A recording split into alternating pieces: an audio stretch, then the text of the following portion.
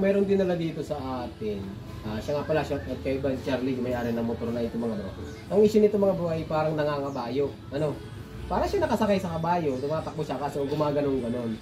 Ito ay pinagawa niya na, ilang shop na yung pinagpagawa niya na hanggang sa hindi niya na pinagawa kasi yun na nga, ganun pa rin daw yung problema. Bago yung clutch lining, bagong linis ng carburetor. Basta yun, pinagawa niya na ito mga bro. So papakita ko sa inyo mga bro yung problema ng ganitong klaseng motor. So, o natin, maganda naman ang andar niya eh.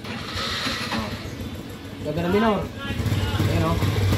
Maganda siya. Maganda umandar, maganda minor. Ang problema mga bro, ito yung problema. Problema, pag pre-nemera mo, tapos pagka pinapatakbo mo, ano? Hindi makalis. Ayan, nasa pa.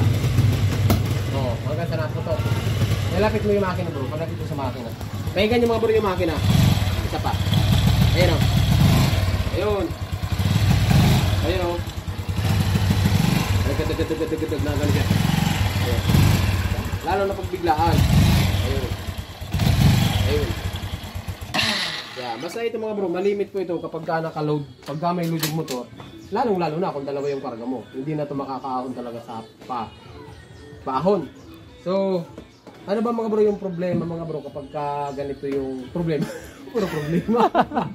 Ano yung problema kapag ka ganito ang nangyari sa motor? Okay?